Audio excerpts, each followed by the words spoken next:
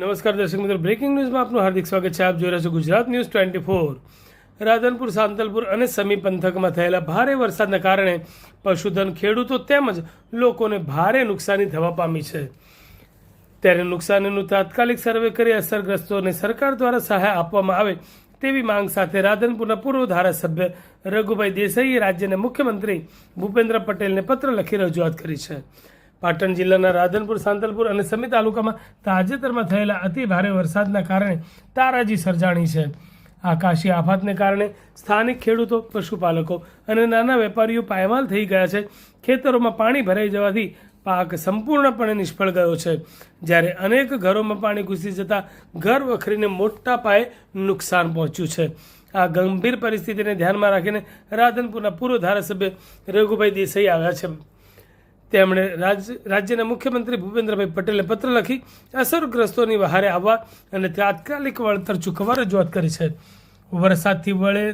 વરસાદથી થયેલા પાક નુકસાની, પશુધનનું નુકસાન અને ઘરોમાં થયેલી તારાજીની અગ્રતાના ધોરણે તાત્કાલિક સર્વે શરૂ કરવામાં આવે, ખેડૂતોને પાક નુકસાનીનું યોગ્ય વળતર આપવામાં આવે, ઘર વખરી ગુમાવનાર પરિવારોને આર્થિક સહાય અને ધોવાઈ ગયેલા રસ્તાનું તાત્કાલિક સમારકામ હાથ ધરવામાં આવે. અસરગ્રસ્ત ગ્રામજનો અને ખેડૂતોને સરકારી કચેરીઓનો ધક્કા ન ખાવા પડે તે માટે રાધનપુર, સાંતલપુર અને સમી તાલુકા મથકે સિંગલ વિન્ડો કે વિશેષ વ્યવસ્થા ઊભી કરવામાં આવે, જેથી સરળતાથી અરજીઓ અને સહાયની કામગીરી થઈ શકે. અતિ ભારે વરસાદના કારણે સમગ્ર પંથક ભારે મુશ્કેલીમાંથી પસાર થઈ રહ્યો છે. ત્યારે હવે તંત્ર અને રાજ્ય સરકાર દ્વારા કેટલી ઝડપથી સર્વેની કામગીરી શરૂ કરીને આ પાયમાલ થયેલ લોકોને રાહત પહોંચાડવામાં આવે છે તેના પર સૌની નજર ટેકવી છે. સાંતલપુરના પ્રવાસે આવ્યો છું અને આ 7 ગામો છે, એ દહીગામડા હોય, એ સાણસરા હોય, આંતરનેસ હોય, પરસુણ, વાઘપુરા કે નળિયા હોય, એવા અન્ય 7-8 ગામો એ સંપર્ક વિહોણા થઈ ગયા છે. ત્યાં હું પણ આજે એ રૂબરૂ મુલાકાતે આવીને એટલે ઘણા ગામોમાં મેં તંત્રને સૂચના આપી છે કે ભાઈ આ તંત્રમાં જે આ રોડ રસ્તા છે એ સંપર્ક વિહોણા થઈ ગયા છે, અને કઈ રીતે વહેલી તકે જે કાંઈ કરવું પડે એ કરીને લોકોને એ ઉપયોગી થવા માટે સૂચનાઓ આપી છે, અને વહેલી તકે રસ્તા એ ચાલુ થઈ જાય એવા હું સંપર્કમાં છું તંત્રના. અતિશય ભારે વરસાદ, એમાં અમારા ત્યાં સાંતલપુર, રાધનપુર અને સમી, રાધનપુર મત વિસ્તારમાં ખૂબ જ વરસાદ પડ્યો છે.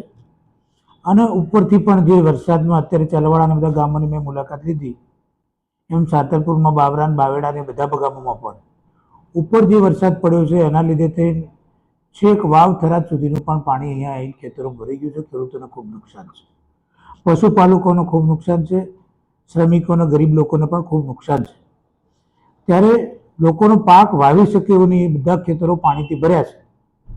ત્યારે સરકારે ખેડૂતોને સહાય ચૂકવવી જોઈએ, કેશ ડોલ્સ આપવી જોઈએ, એની અમારી માગણી છે. મેં માનનીય ગુજરાતના મુખ્યમંત્રીશ્રીને આના માટે લેટર લખ્યો છે અને વિનંતી કરી છે કે તાત્કાલિક આ બધું સર્વે થાય અને જે લોકો અસરગ્રસ્ત છે, જ્યાં વિસ્તારમાં ખૂબ જ તકલીફ છે, ત્યાં તાત્કાલિક કેશ ડોલ્સ અને આ ખેડૂતોને એમની સહાય ચૂકવાય તેની અમારી માગણી છે.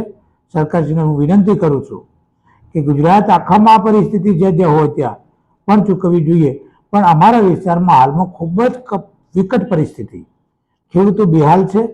અને જે પરિસ્થિતિ અત્યારે દેખાય, પશુપાલકો માટે ક્યાંય ચારો નથી, ઘાસ નથી, વ્યવસ્થાઓ નથી, અને જે કાયમી મજૂરી ખેતી ઉપર નપતા જે શ્રમિકો છે એમને પણ અત્યારે ક્યાંય રોજગારી મળે એવું નથી. તો કેશડોલ્સની વ્યવસ્થા થાય અને સરકારી સહાય તાત્કાલિક ચૂકવાય તેની માટે મારી સરકારશ્રી સમક્ષ માગણી છે.